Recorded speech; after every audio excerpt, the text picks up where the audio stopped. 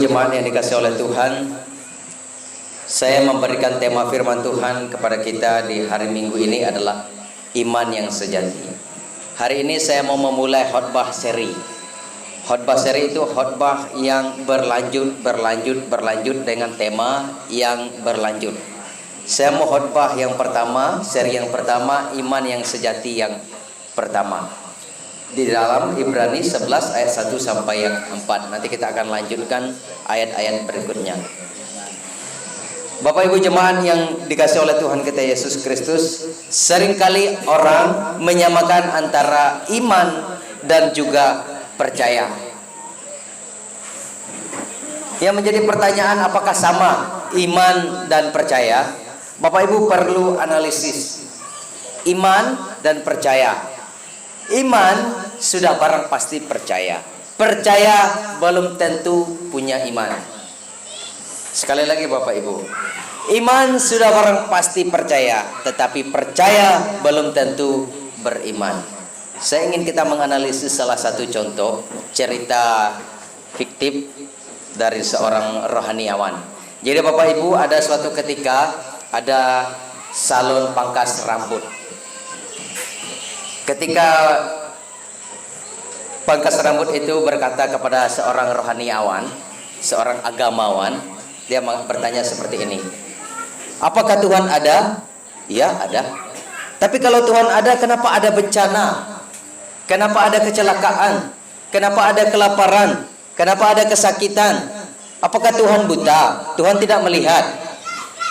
Maka lama sekali rohaniawan atau agamawan ini merenung. Sampailah ia melihat seorang gila lewat di depan ketika ia pangkas rambut. Di dalam dunia ini tidak ada seorang pun pangkas rambut. Tidak ada orang yang bisa pangkas rambut. Ada? Saya katanya. Tidak ada pangkas rambut di dalam dunia ini. Buktinya orang gila di depan sana tidak dipangkas rambutnya.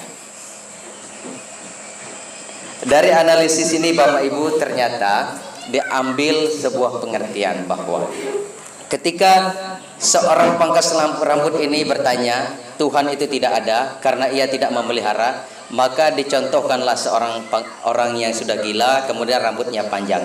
Kenapa dia tidak dipangkas? Karena tidak datang. Orang gila tadi rambutnya panjang, kenapa tidak dipotong rambutnya sekalipun ada yang tukang pangkas, tukang cukur? Itu karena dia tidak datang. Demikian juga Bapak Ibu, memang Allah ada, tapi kalau kita tidak datang, kita tidak akan menerima pertolongan. Sekali lagi Bapak Ibu, sama seperti seorang yang gila tadi harus datang untuk dipangkas rambutnya, demikian juga kita kalau mau menerima pertolongan Tuhan, kita harus datang kepada Tuhan. Dari analisis ini Bapak Ibu jemaat yang Tuhan Yesus kasihi, ini berarti bahwa iman dan percaya itu tidak serta-merta sama. Saya percaya bahwa Tuhan ada. Saya percaya bahwa Nabi Muhammad telah lahir. Saya percaya bahwa Siddhartha Gautama juga sudah hadir. Tetapi saya tidak memiliki iman bahwa Allah mengutus Nabi Muhammad. Tetapi juga saya tidak memiliki iman bahwa Tuhan telah mengutus Siddhartha Gautama. Makanya sekali lagi Bapak Ibu, antara iman dan percaya itu tidak sama. Nah, dalam khotbah seri yang pertama dari iman yang sejati ini Bapak Ibu jemaat yang Tuhan Yesus kasihi, saya ingin mengajak kita menganalisis dua pertanyaan saja. Pertanyaan yang pertama, apa itu iman yang sejati?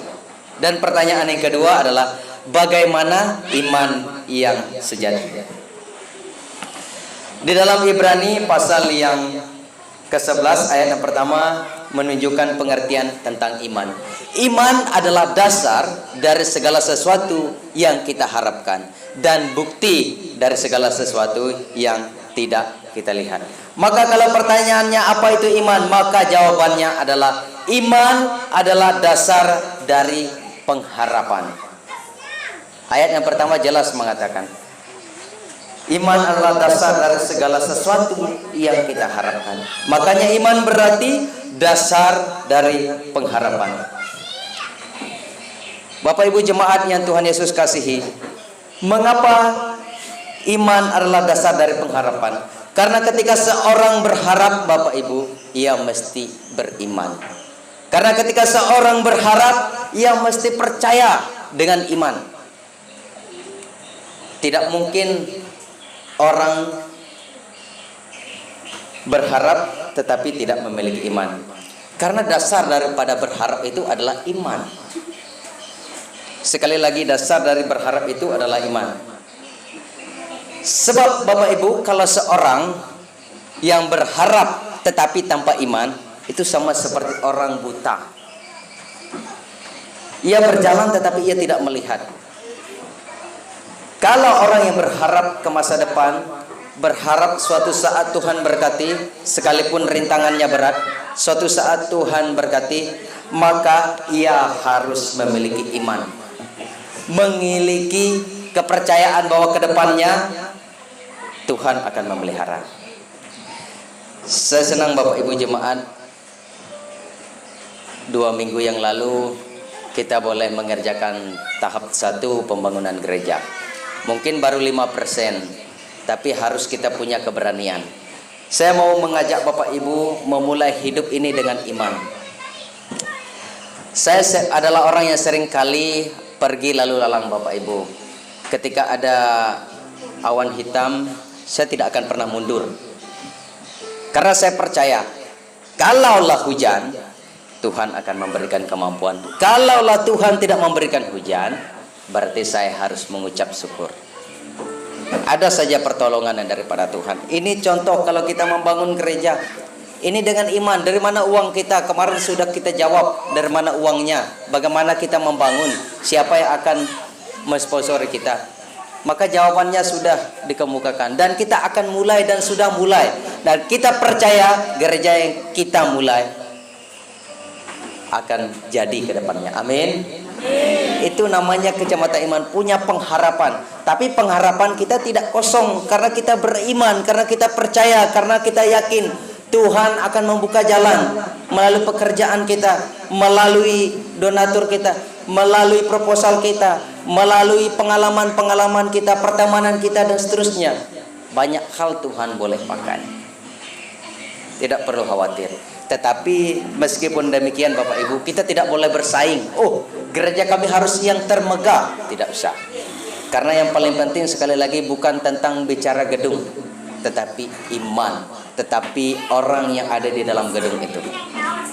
Jadi Bapak Ibu jemaat yang dikasihi oleh Tuhan, apa itu iman? Maka jawabannya adalah iman adalah dasar dari pengharapan. Orang yang berharap harus punya iman, supaya ia tidak berjalan seperti orang buta yang tidak tahu arah dan jalannya kemana.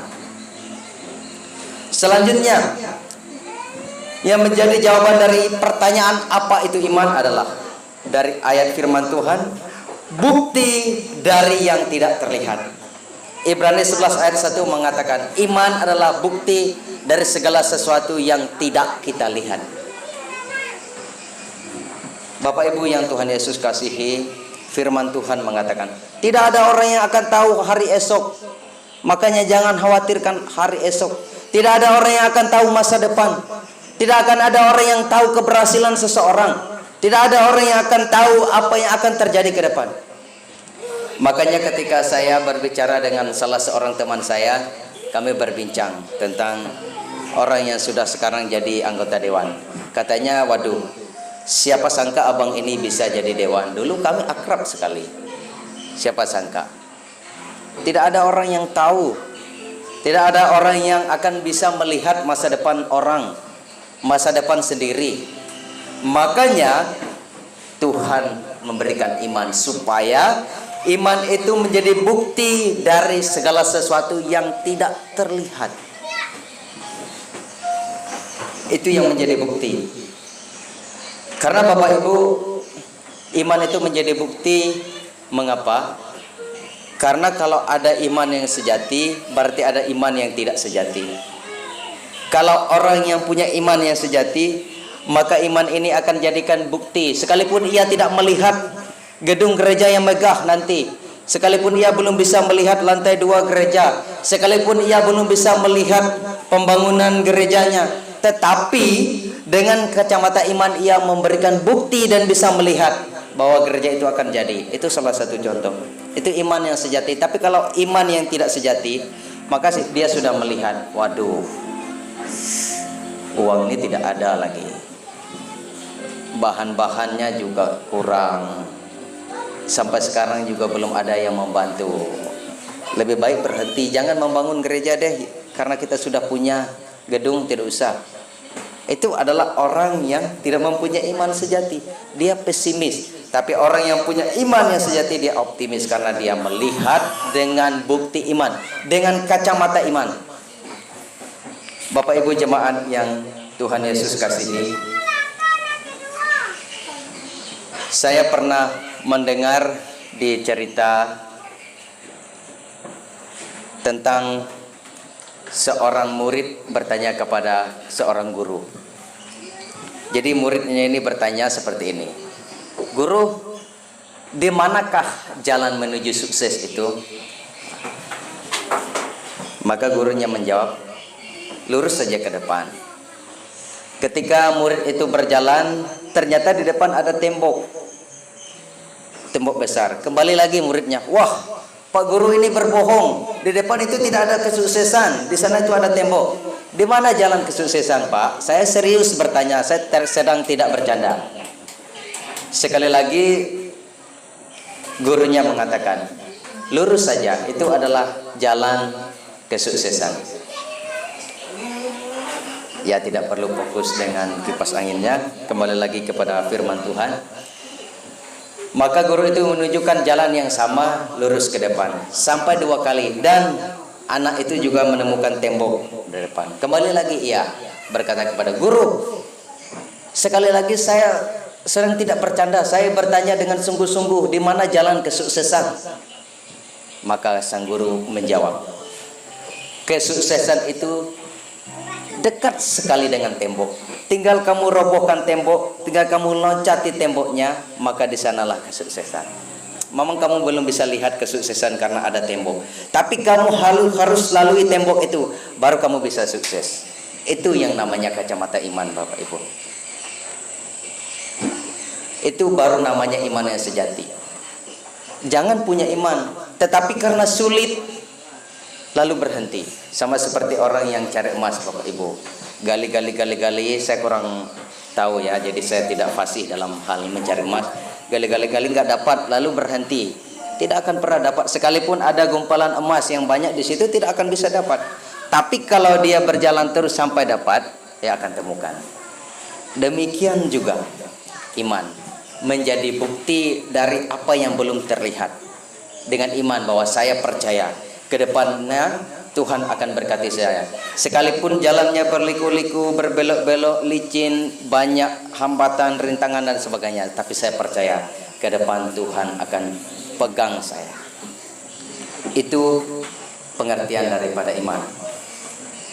Selanjutnya Bapak Ibu jemaat yang Tuhan Yesus kasihi, kita ingin menjawab pertanyaan yang kedua tadi, bagaimana iman yang sejati itu? Dari firman Tuhan kita belajar iman yang sejati itu apa dan bagaimana, yakni dalam ayat yang kedua, sebab oleh imanlah telah diberikan kesaksian pada nenek moyang kita. Karena itu bagaimana iman yang sejati itu? Iman yang sejati berarti mendengar. Sudah ada disaksikan, dituliskan oleh firman Tuhan, saksi-saksi iman. Tinggal mendengar, tinggal percaya, tinggal mengimani. Makanya iman yang sejati itu bersifat mendengar. Dan juga Paulus mengatakan Bapak Ibu di dalam Roma pasal 10 ayat 17, iman itu timbulnya dari pendengaran. Pendengaran akan firman Kristus. Karena itu kalau orang memiliki iman sejati, ia harus ekstra mendengar. Tidak bisa orang yang mengatakan dia punya iman yang sejati tapi ia tidak mendengar. Makanya sifat iman yang sejati harus mendengar. Seorang yang mempunyai iman sejati akan mendengar, kemudian percaya, kemudian setia menanti. sampai ia melihat Tuhan mengerjakan. Itu baru namanya iman sejati. Sekali lagi, jangan karena sulitnya medan, sulitnya jalan, banyaknya rintangan lalu berhenti. Itu bukan sifat iman yang sejati. Iman yang sejati itu harus mendengar, percaya, kemudian tunggu sampai dapat. Itu baru iman yang sejati. Karena kita percaya rancangan Tuhan bukan rancangan kecelakaan, melainkan rancangan damai sejahtera untuk memberikan hari depan yang penuh harap. Kemudian Bapak Ibu, bagaimana iman yang sejati itu? Dari firman Tuhan kita belajar, percaya Tuhan punya kendali. Ayat yang ketiga, karena iman kita mengerti bahwa alam semesta telah dijadikan oleh firman Allah, sehingga apa yang kita lihat telah terjadi dari apa yang tidak kita lihat. Bapak Ibu jemaat yang Tuhan Yesus kasihi, Yakobus saudara Yesus berkata, jangan melupakan Tuhan dalam perencanaan. Jangan lupakan Tuhan dalam perencanaan. Karena apa? Karena Tuhan mempunyai kendali. Tuhan yang pegang segala sesuatu. Tuhan yang menjadikan segala sesuatu. Segala sesuatu berada dalam kontrolnya Tuhan. Dan juga segala sesuatu Tuhan yang membuat. Dan juga Tuhan mampu membuat apa yang tidak ada menjadi ada. Kalau dalam bahasa teologinya Bapak Ibu, creatio ex nihilo, dijadikan dari apa yang tidak ada. Kalau manusia itu menjadikan dari apa yang ada. Contoh, orang bisa membuat kerajinan rumah itu karena ada kayu, ada papan, ada paku. Tetapi Allah dari yang tidak ada dia bisa membuat menjadi ada. Bahkan dari air saja, ketika Allah menjadikan langit dan bumi, Tuhan menjadikan manusia dari debu tanah.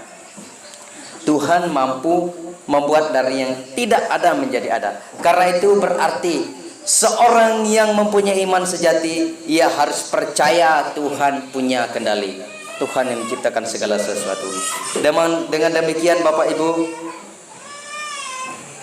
seorang yang memiliki iman yang sejati harus menaruh Tuhan di atas perencanaan pribadinya. Manusia boleh punya cita-cita, manusia boleh punya rencana, tetapi di atas itu semua haruslah Tuhan yang memegang kendali. Akhirnya Bapak Ibu yang Tuhan Yesus kasihi, di seri daripada iman yang sejati yang pertama ini, saya mengajak kita melihat dan belajar kepada seorang saksi iman yang bernama Habel dalam ayat yang keempat. Bapak Ibu, Habel adalah anak Adam dan Hawa, anak yang kedua. Anak yang pertama adalah Kain. Habel seorang peternak. Ketika ia merasa bahwa Tuhan ada dan diceritakan oleh Adam, lalu Habel mempersembahkan korban. Pertanyaannya, apakah Tuhan pernah menampakkan diri kepada Habel? Belum pernah. Karena sejak manusia dihalangi dan diusir dari Taman Eden, Allah belum pernah menampakkan dirinya. Lalu kenapa Habel mempersembahkan lemak yang terbaik daripada lembunya? Karena ia punya iman. Karena ia percaya Tuhan ada. Tuhan yang menjadikan, Tuhan yang menciptakan, Tuhan yang menjaga, Tuhan yang membuat kambing domba ternaknya itu banyak berlimpah. Makanya ia dengan iman mempersembahkan yang terbaik dan Tuhan menerima. Dan pada akhirnya Habel dibunuh oleh Kain. Dan firman Tuhan mengatakan, sekalipun Habel telah mati, darahnya dapat berbicara dan bersaksi.